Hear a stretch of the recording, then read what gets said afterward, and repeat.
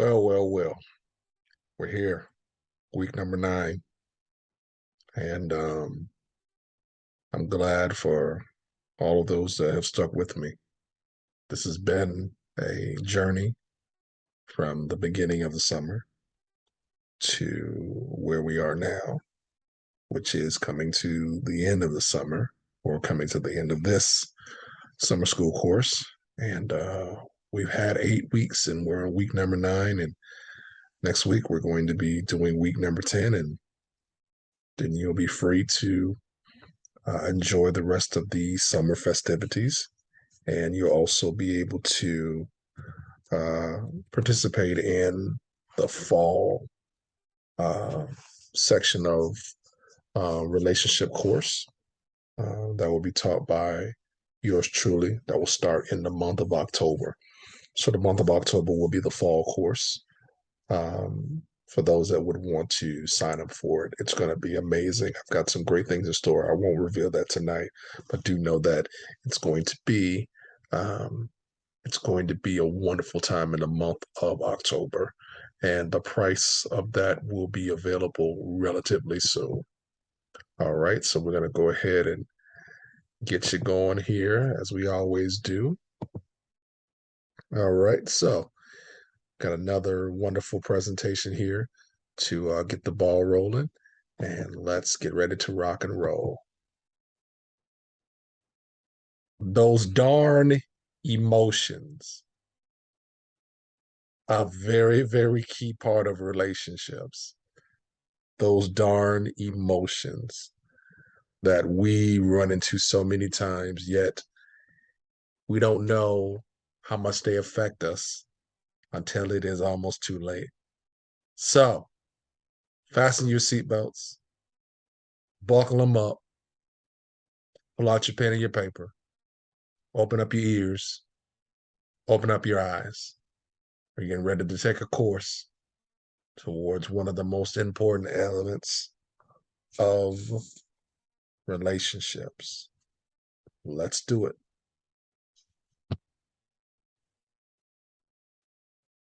Last week, we discussed the weight of consistency and how consistency can be the driving force for a relationship that will either thrive or fail. But there is an element that drives consistency in many of the other elements that we discussed during this course. So there's a driving force behind consistency. There's a driving force behind vulnerability and intimacy and all of the different factors that we talked about during this course. And I want you to pay close attention because you may get a little information that you weren't necessarily aware of, but there is a driving force behind these elements that we talked about. We've talked about vulnerability, intimacy, contribution, vision, consistency, defining your why, the purpose. All of those elements have a driving force that we're going to talk about today. And this driving force is going to be something that you're going to have to examine very closely because it is definitely one of the most important elements that hold, make, or break a relationship. So, you ready? Let's get started even more.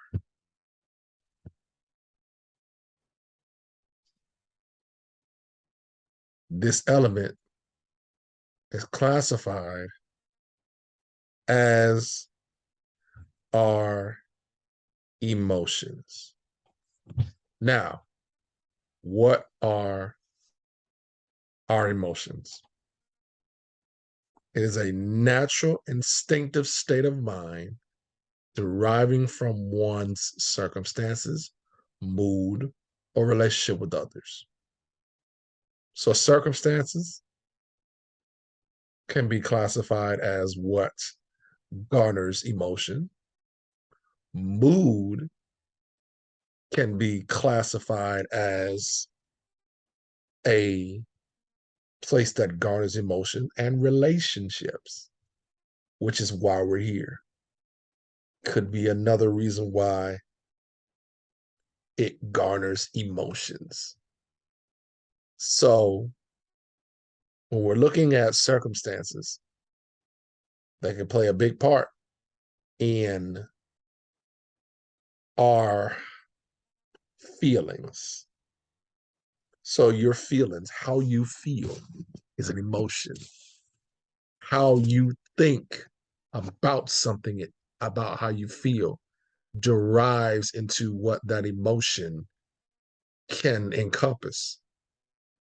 How you handle conflict can be classified as an emotion. It's an instinctive and intuitive feeling as distinguished from reasoning and knowledge. So when you know something, you will either react or you will be peaceful, meaning that there is a great possibility that an individual could be reacting not from a place of rational reasoning, but from a place of unknown, an unknown thought process. Some people react because they are intuitive about what they believe is going to happen, or their instincts let them know. Now, I'm not going to say that emotions aren't necessarily something that you should not pay attention to, because they are. But sometimes emotions are an instinct of what could be going on in the moment, and you react because you know something, or intuitive, something that you've seen beforehand, and you make the adjustment based off of what you've seen.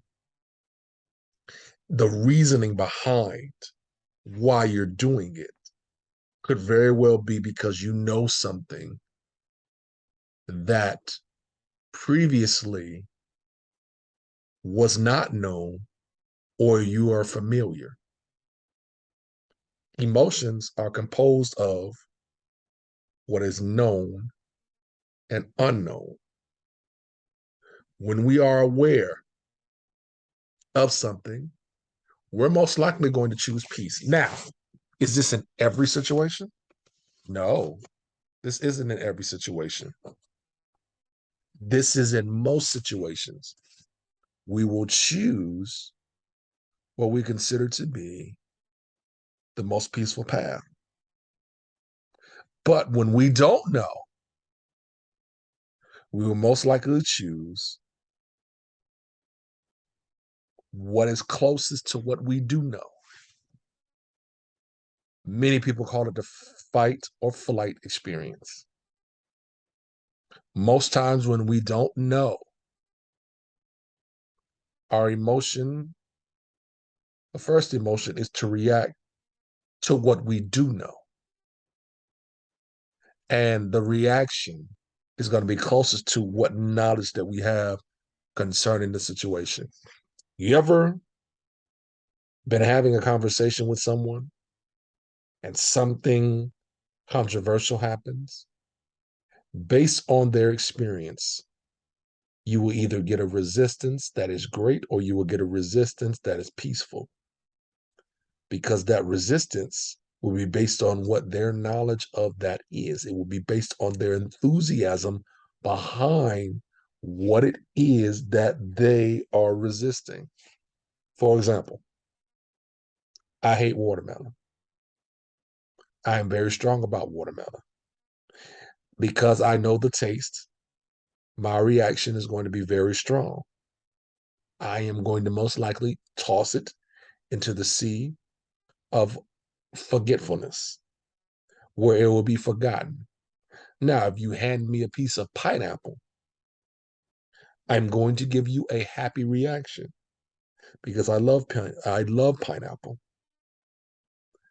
Depending on what you know about what it is that's being given to you will determine whether there is a known factor or an unknown factor of a known variable and an unknown variable. Another example would be if I have a bill that needs to be paid and I have the money, but my money, let's just say that I'm waiting on my check to come. If I know that my check is going to come, I'm most likely going to be a little bit more peaceful. But if I know that I don't have the money and I know that my check is going to be coming 2 weeks from the date that it's going to be due, I'm going to be a little bit more unsettled. Emotions come from the known and the unknown. When we know something, we will react. Now, there are times that people will overreact because they inevitably know the truth about something. There are some things that are inevitable that we do know, yet we can't stop. And that is where the reactions will either continue or they'll continue to dive even further. But you have to know that the emotion that's produced will either be known or unknown. All right. Now, this is common in relationships. Anger. Anger is usually expressed with the facial expression. I experienced a little bit of that myself today. Anger is something that you will discover in your lifetime. It's going to happen. Something you can't run from, something you can't push away.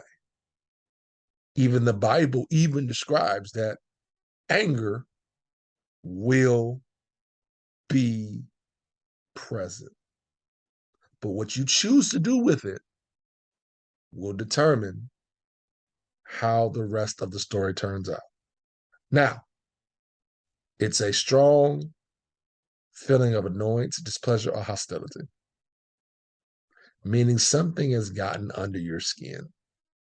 In relationships, if you really love that person and you're vulnerable with them, you're going to open up an avenue for them to get on your nerves, get under your skin, for you to feel what you feel. Anger can also be from a place of trauma, things that happened that you had absolutely no control over or you didn't get a chance to really deal with. Unresolved issues, which can be a part of trauma, and unknown circumstances, things that you just do not have control over. Anger is a element of wanting to be in control, but unable to. Most times that anger is involved, it can either be short-lived, meaning that it's a reaction, or it can be an overflow of previous situations. If you ever come across somebody who was angry, could you tell whether it was angry for that moment, or would you tell that it was angry because of previous situations? Usually, most people are angry in the moment, but when it's a overflow of previous situations, you can tell because it will be something that no matter what happens, they will then begin to react over other situations that may not even be related, but it may be an outlet to get to a place of peace. Sometimes anger is an expression to get to a place of peace, to get to a place of understanding. Sometimes anger comes from a place of strong misunderstanding. And so you're trying to find your way and you're trying to get your message through, wondering if I can just get to a place where I'm understood, I therefore can begin to really understand what it is that I need to do much better. But those that carry this will most likely be less vulnerable with their partner. A person that is angry in a relationship will most likely not be vulnerable, because in that vulnerability, that means they have to release that anger. Let me tell you something about anger. Anger is very comfortable. It's an audacity. It's a strong emotion that I believe that everyone will have a right to. I believe at certain times you have the right to be angry because life is just not fair. Sometimes people, they don't think about you. They just do things simply because that's what they wanted to do. And your reaction to it is a healthy one. But it becomes unhealthy when the anger is the rationale for the decisions that we decide to make in our own lives. And so we have to now begin to understand that we have to begin to understand where that anger came from. And when we understand where that anger came from, then we will begin to learn how to harness it.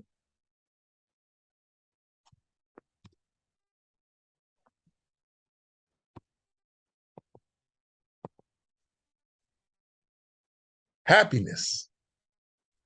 It is a place of being happy. It is a place of displaying joy. When you're happy, even when life gets to the best of you, you will more than likely be vulnerable and open. You'll be okay. When you're happy, it doesn't matter what a person might have done. What matters is that you want to continue to keep that happiness. Happiness is a decision and it's responsibility of a person, not their partner.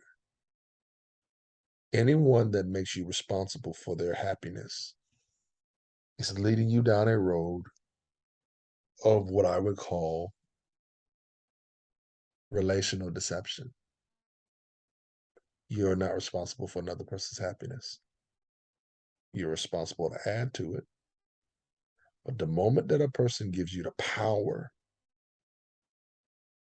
to make them happy or not, you are simply asking to be misunderstood and frustrated. And that is not fair. That's not fair to them. And it's not fair to you to expect so much of a person when you have the ability to be happy in your own accord. Now, believe it or not, there are 27 known emotions. 27. Can you believe it? So anger and happiness are not the only two? No. Admiration, adoration, aesthetic appreciation, amusement, anger, as we talked about, anxiety, awe, awkwardness, boredom, calmness, confusion, craving, disgust, empathetic pain, entracement, excitement, fear, horror, interest, joy, nostalgia, relief, romance, sadness, satisfaction, sexual desire. One of our favorites. Surprise. Studies show that there are 27 emotions that can be displayed at any time throughout the day, even in your sleep. And in our lifetime, 34,000 emotional responses that a human can exhibit in one time. 34,000. So you mean to tell me that each human has the ability to express 34,000? I wonder how many people will say that most of those expressions are anger, happiness, fear, romance, and sexual desire. Now, horror, I don't want that. Y'all go ahead and watch all those movies if y'all want to. I don't want that. Confusion, I don't like that. Anxiety, ooh, that's one that gets everybody. That's one that gets everybody. Excitement, admiration. Some of these on here, I ain't never heard of until I researched. Man, like, wow. 27. 27 emotions. 27 emotions and 34 emotional responses, 34,000 emotional responses that a human can exhibit in a lifetime. Man, that means that's a lot of living. The average life, if we go according to the Bible, 70, 80 years, that's quite a bit of emotions that you're displaying in a year. Some you will see more than often, but 27 different emotions. Can you believe it? I know today I had one in particular. I'll admit it. I won't admit which one, but one in particular. And it's not fun. Well, two, really. And those are not fun. I won't tell you what they are, but you get my drift. 27 different emotions. Imagine all of these ones going in a relationship. I wonder if everybody's relationship at one point in time experiences one of these that continue, or they may have one of these that go on in a relationship, but one of these feelings outweighs the others. That's a question that only others can answer. I can't answer it for you, but only others can answer. Emotional intelligence, the ability to understand, use, and manage your own emotions in a positive way to relieve stress, communicate effectively, empathize with others, overcome challenges, and diffuse conflict. Emotional intelligence is something that, as a coach, I have to have for my clients because emotions will have you thinking irrational, have you thinking you're right when you're 100% wrong. It will have you thinking that you're sympathetic when in actuality, you're simply irrationally thinking of another person's thought process more important than your own. Emotional intelligence allows you to look at a situation with the understanding that it's not all about you. Helps you to understand where you could have done things better. Helps you to understand where you can be vulnerable.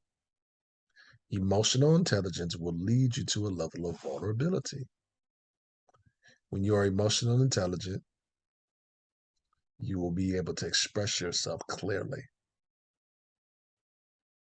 The higher this area is, the more likely the person is able to adjust to circumstances that will occur in a relationship. The higher that your emotional intelligence are, the greater that your response will be in a relationship. Most individuals don't have emotional intelligence when it comes to relationships because they don't put themselves in the other person's shoes. They just react. And so with them reacting, they're not able to build. You build in a relationship based on the emotional intelligence, not just yours, but understanding and having empathy for the other person and where they're coming from. Having empathy and letting the person walk all over you are two different things. You can have empathy and understand, but emotional intelligence also means I have to challenge your decision that is contrary to what you have envisioned. Emotional intelligence is something that brings on a greater understanding of decisions. What are the decisions that we made that better helps us grow into what we're desiring to grow into? What is it that we need to grow in? Emotional intelligence helps you grow. I believe that if we had more individuals who connected with other individuals that had a higher emotional intelligence, even if the relationship ended, there would be a greater understanding. When emotions rule a relationship, when a relationship is emotionally charged, it can become volatile and unpredictable to each person. You ever been dealing with someone whose emotions were unsettled? Cause a roller coaster and less harmony. Emotionally charged relationships usually don't last. I know you've seen the movies. You saw this great emotion, but you can't edit that part out. If it's emotionally charged, most decisions have to be made based on knowledge and understanding of what's being learned. Feelings are used to diagnose where a person is. But feelings should never be used as an excuse to make bad choices. People say, well, I feel this. Feel. But there's a choice that you got to make. When you do something because you feel, most likely you will not be able to rightly consider the right decision. The best decisions are made in a peaceful moment. But when emotions rule a relationship, there will most likely be unpredictability and volatility to either one or both of the individuals in the relationship. And this is why emotions cannot rule the relationship. They can only give a diagnosis of where an individual is.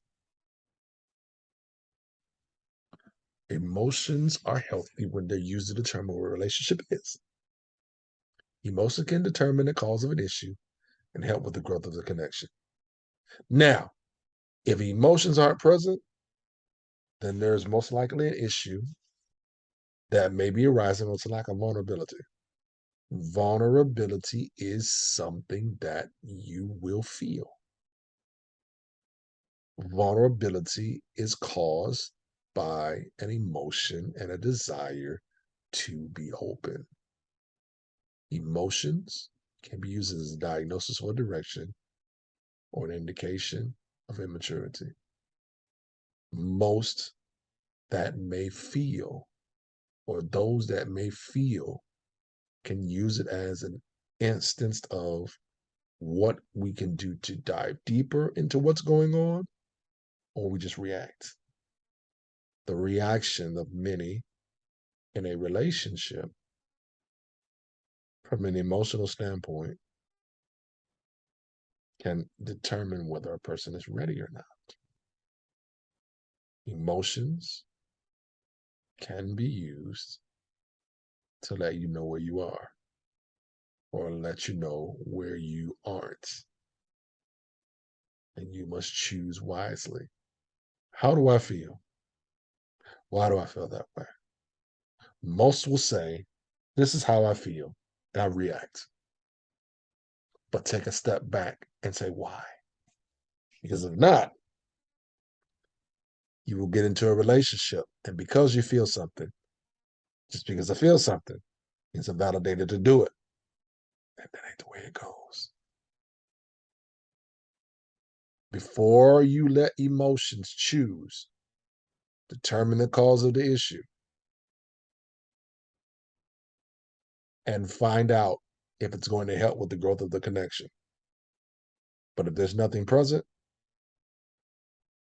you may need to check your partner or you need to check yourself before you proceed further. Because they're either going to diagnose what you got going on or they're going to give an indication that you ain't ready. Well, students, the teacher has come. As boys and men say, although we come to the end of the road. Next week is the final week, week 10. You will be a champion. And we will discuss what are your standards. This is going to conclude Relationship Summer School. This has been a wonderful experience. I will do this again in the fall, as I said earlier. And next summer, I will be doing this again. God willing. It won't be as long. It will be 6 weeks, maybe even 5. It will be a full summer school course like you have in college. This was an extended that I will not do again because this takes a lot. Doing a series is definitely not an easy thing. Coming up with the concepts were easy, but bringing it together was not as easy. But it's refreshing to know that as a coach and as a teacher, I have been able to learn so much of what to do and what not to do. So that puts an end to the week number 9. And I'll say this for all that are, going to pay attention to this. I want you to know that your emotions are very, very key. They tell the story of where you are, but don't let the emotions rule you. Don't. Emotions are a beautiful thing when it is positive, but it is also an ugly thing when it is negative. Learn how to handle the positive as well as the negative. There's nothing wrong with having dissonance, but make sure you understand that the dissonance has to lead to a solution. Because if there is no solution for the dissonance, then the dissonance will continue in other parts of your life. Your emotions in a relationship are very, very key. You choose how you handle them. And if you handle them well, you will be successful in a relationship. And you will learn, even if the relationship does not work in your favor, or if you both decide that it was not best. This is Coach Brian for week number 9, Relationship Summer School. 1 week left. Thank you for everybody that has graciously walked with me for the last 9 weeks and on to week number 10, which will be the finale. I'm going to miss everybody that walked with me, but I know that in the future, it's going to get greater from here because your success awaits you as long as you keep an open mind to grow and succeed. Have an amazing, amazing evening.